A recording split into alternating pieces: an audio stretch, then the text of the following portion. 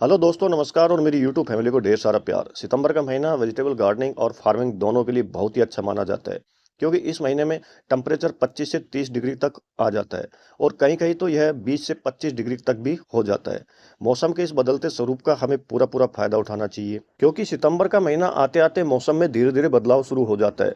गर्मी का असर कम होने लगता है और वातावरण सब्जियों के पौधों के लिए काफ़ी अनुकूल हो जाता है।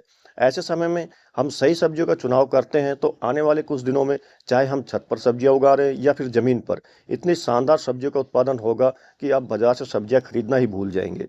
अब यहाँ सबसे जरूरी बात यह हो जाती है कि सितंबर महीने में हर तरह की सब्जियां नहीं लगाई जाती। कुछ चुनिंदा सब्जियां हैं जिन्हें हम सितंबर के महीने में लगाते हैं तो बहुत तेजी से वह ग्रोथ भी करती है और अपना अच्छा उत्पादन भी देती है। लेकिन जानकारी के अभाव में हम गलत सब्जी का चयन कर लेते हैं, जिससे हमें तीन चीजों का लॉस उठाना पड़ता है: अपना पैसा, अपनी मेहनत और समय। ये तीनों चीजें हमारे बर्बाद जाते हैं और अंत में हमें एक बेस्ट उत्पादन बिल्कुल भी नहीं मिल पाता है। इसलिए आज के वीडियो में मैं आपको बताने वाला हूं कि सितंबर महीने में हमें कौन कौन सी सब्जियां लगानी चाहिए, कौन सी सब्जियां गमले या ग्रो बैग में आसानी से उगाई जा सकती है और किन बातों का ध्यान रखकर हम कम से कम जगह में भी भरपूर सब्जियां का उत्पादन ले सकते हैं। इसी के साथ हम बात करेंगे बेस्ट सीड्स लगाने के तरीके को लेकर, साथ में पौध को कब ट्रांसप्लांट करना चाहिए और एक सही मिट्टी का मिश्रण कैसे बनाया जाना चाहिए ताकि हमें एक अच्छा उत्पादन कंटिन्यू रूप से मिल सके। तो अगर आप भी चाहते हैं कि सितंबर से ही आपका किचन गार्डन हरी भरी सब्जियों से भर जाए तो वीडियो को बिल्कुल अंत तक जरूर देखिएगा, क्योंकि आज की जानकारी आपके बहुत ही ज्यादा काम आने वाली है। तो जुड़े रहेगा दोस्तों, वीडियो पूरी जानकारी से युक्त है। मैं हूं मनदीप और आप देख रहे हैं organic kitchen garden on terrace. मेरे यूट्यूब चैनल पर आपका हार्दिक अभिनंदन है और उम्मीद करता हूं जो वीडियो बना रहा हूं आपको काफी पसंद आ रहे होंगे। तो वीडियो को लाइक करें, ज्यादा ज्यादा शेयर करें और कमेंट करते हैं। जो नए मेरे व्यूवर्स है, फर्स्ट टाइम मुझे वॉच कर रहे हो तो सब्सक्राइब कर ही ले, क्योंकि आप देख रहे हैं गार्डनिंग का एक विश्वसनीय channel organic kitchen garden on terrace. जानकारी की शुरुआत मैं कर रहा हूं दोस्तों वेजिटेबल किंग कहे जाने वाले बैंगन से। इस वक्त हमें बैंगन की पौध को ट्रांसप्लांट कर देना चाहिए। अगर आपके पास बैंगन की पौध अवेलेबल नहीं है तो आप 0 डे से भी अब शुरुआत कर सकते हैं। बैंगन के सीड्स को अलग अलग ग्रो बैग में नहीं लगाया जाता है, पहले बैंगन की एक नर्सरी तैयार की जाती है। बैंगन की नर्सरी तैयार करने के लिए दोस्तों 50% गार्डन की पुरानी मिट्टी, 20% फुली डिकम्पोज जो गोबर की खाद होती है वह लेना है, 10% हमने लीफ कंपोस्ट, वर्मी कंपोस्ट और जो नीम खली होती है उसका मिश्रण लेना है और 20% के करीब कोकोपीट लेकर हमने सीड्स को लगा देना है। करीब करीब 0 डे से लेकर 25 से 30 दिन में आप देखेंगे कुछ इस तरह से बैंगन की नर्सरी दोस्तों तैयार हो चुकी है। एक बात का विशेष ध्यान रखें, जब आप पौध को ट्रांसप्लांट करते हैं और इसको जब वहां से निकालते हैं तो जमीन पूर्णतः गीली होनी चाहिए, ताकि जब इसको निकालेंगे तो इसकी रूट्स डैमेज ना हो। दूसरी बात कि जब भी आप ट्रांसप्लांट करते हैं शाम के वक्त ही ट्रांसप्लांट करें। पौध को ट्रांसप्लांट करते हैं तो जो ग्रो बैग का साइज होता है वो 12 बाई 12 का ग्रो बैग जो होता है वो बिल्कुल सफिशिएंट रहता है। 12 इंच हाइट वाला और 12 इंच जो इसकी गोलाई है गोलाई वाला बहुत सफिशिएंट रहता है। इसके अंदर रूट काफ़ी अच्छी डेवलप होती है और पौधा भी अपना विकास अच्छी तरीके से करता है। पौध ट्रांसप्लांट के बाद हर 15 दिन में पौधे के अंदर एक ऑर्गेनिक फर्टिलाइजर प्रोवाइड करें पौधे को, जैसे गोबर की खाद होगी या वर्मी कंपोस्ट हो गया, और 1 महीने में एक बार जो नीम खली होती है उसको इस्तेमाल करें प्लांट के अंदर। कारण क्या होता है कि जब लगातार पानी डलता है तो रूट्स में काफ़ी इन्फेक्शन होने की संभावना बनी रहती है। तो नीम खली एक तरह से इसमें रूट में कोई भी तरह का इन्फेक्शन होता है तो उसको रोकने की क्षमता रखती है। इसके अलावा दोस्तों हर 10 से 15 दिन में एक बार आप नीम ऑयल का इस्तेमाल ज़रूर करें। प्लांट को किसी भी इंसेक्ट जैसे लीफ कल वायरस हो गया, थ्रिप्स माइट का अटैक हो गया, मोजेक वायरस हो गया, सुंडी रोग हो गया, काफ़ी तरह के रोग कैटरपिलर जैसे लग जाता है, पत्ता खाने वाले कीड़े, तो उनसे बचाने के लिए दोस्तों हमें नीम ऑयल का इस्तेमाल करना चाहिए होता है, या आप हल्दी का भी इस्तेमाल कर सकते हैं।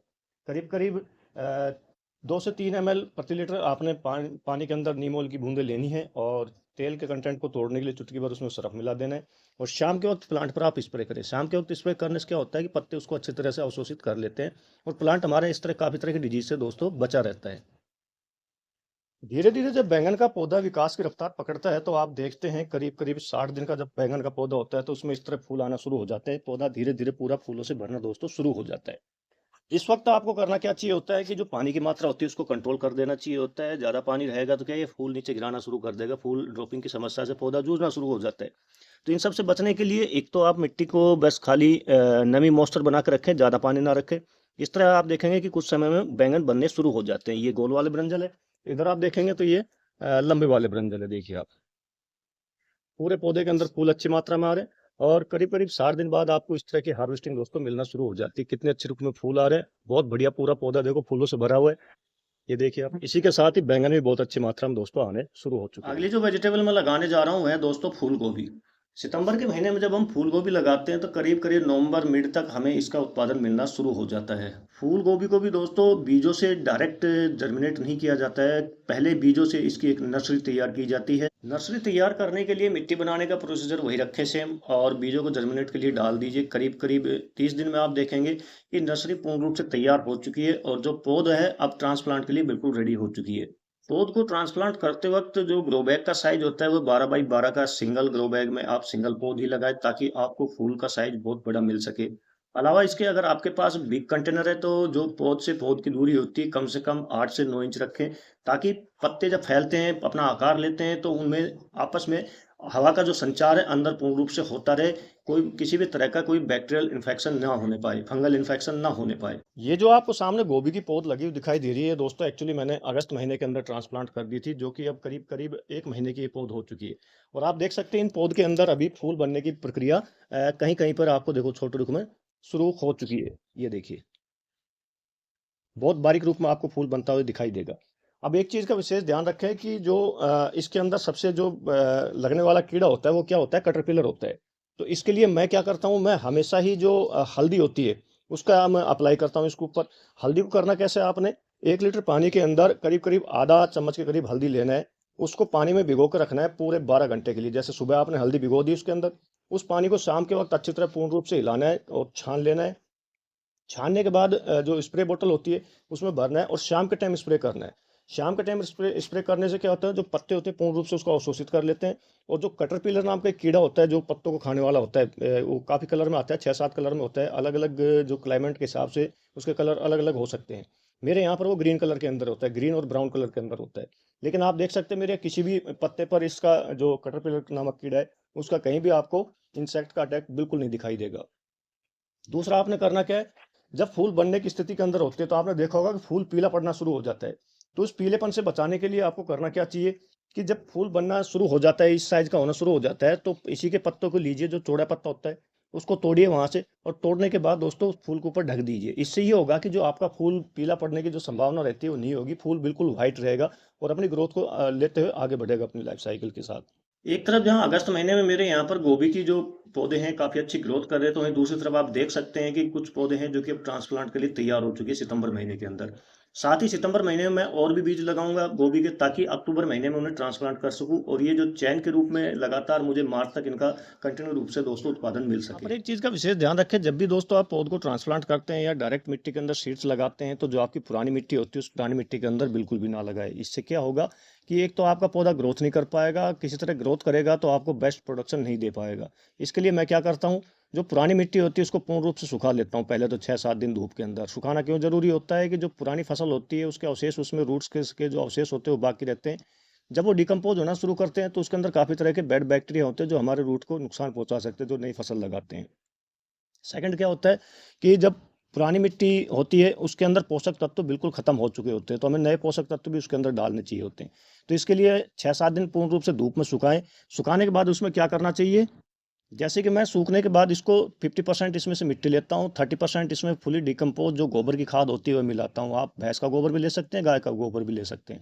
अलावा इसके 10% के रेशो के अंदर मैं इसमें लीफ कंपोस्ट, वर्मी कंपोस्ट, भुजा हुआ चूना, इसके साथ सरसों खली जो होती है, उसके साथ मस्टर्ड केक जो होता है, इन चीज़ों को मैं मिलाता हूँ। साथ में कुछ खनिज हो जाते हैं जैसे जिप्सम हो गया, वो भी मैं मिलाता हूँ ताकि मेरी मिट्टी भुरभुरी बनी रहे, अच्छी उपजाऊ बनी रहे। अलावा इसके 10% के रेशो के अंदर दोस्तों इसके अंदर मैं मिलाता हूँ जो स्टोन डस्ट या रिवर सैंड होती है। उससे ये होता है कि एक सर्किल दायरे के अंदर हम पौधे लगाते हैं, फसल लगाते हैं अपनी गार्डन की। तो उससे क्या होगा कि रूट्स को एक दायरे के अंदर ही फैलती है।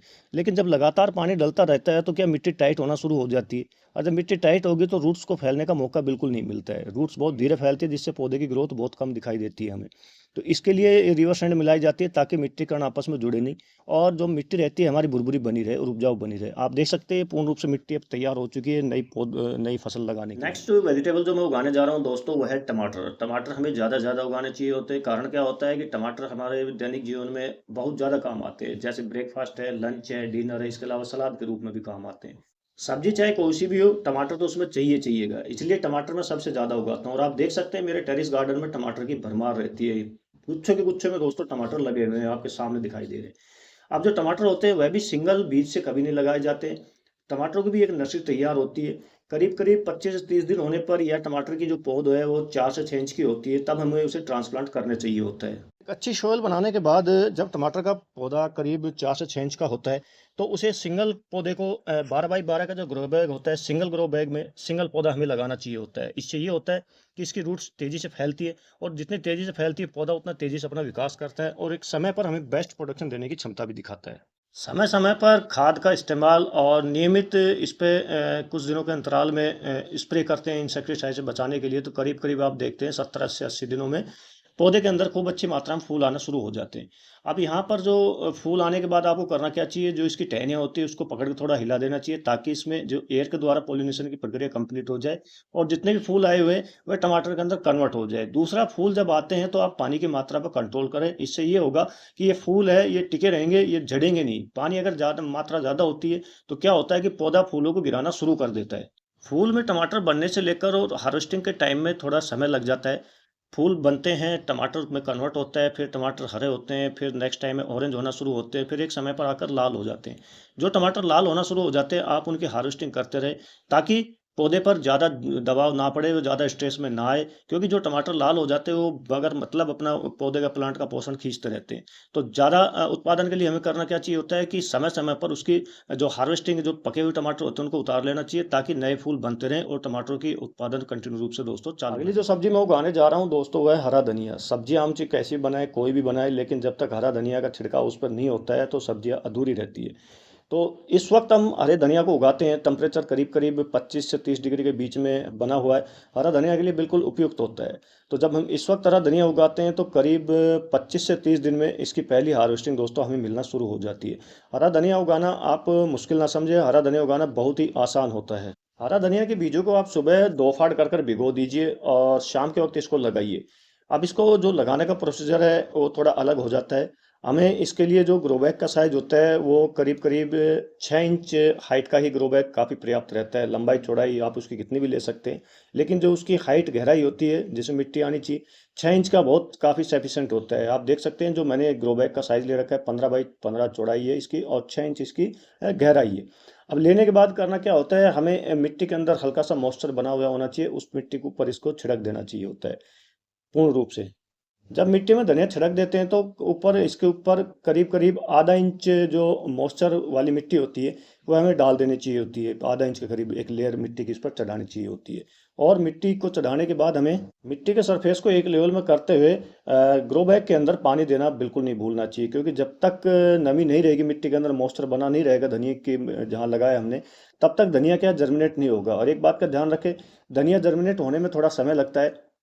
कहीं कहीं पर ये 7 से 8 दिन में भी हो जाता है, तो कहीं कहीं पर ये मौसम टेम्परेचर के अकॉर्डिंग करीब करीब 35 से 40 दिनों में कुछ धनिया आपको इस तरह दिखाई देगा। अब ये किचन में जाने के लिए पूर्ण रूप से दोस्तों रेडी हो चुका है। इस तरह 4 सब्जी आप अपने टेरिस गार्डन में या जो जमीनी रूप से गार्डन सेटअप कर रहा है उनमें आप लगाते हैं तो निश्चित तौर पर आपको एक बहुत अच्छा उत्पादन कंटिन्यू रूप से देखने को मिलेगा। तो वीडियो कैसा लगा दोस्तों, कमेंट करके जरूर बताइएगा। पसंद आने पर ज़्यादा शेयर कीजिएगा। जो मेरे नए व्यूअर्स है, फर्स्ट टाइम मुझे वॉच कर रहे हो तो सब्सक्राइब कर ही लीजिएगा। मिलते हैं आपसे नेक्स्ट वीडियो में नई जानकारी के साथ। तब तक के लिए आपको जय हिंद, जय भारत दोस्तों।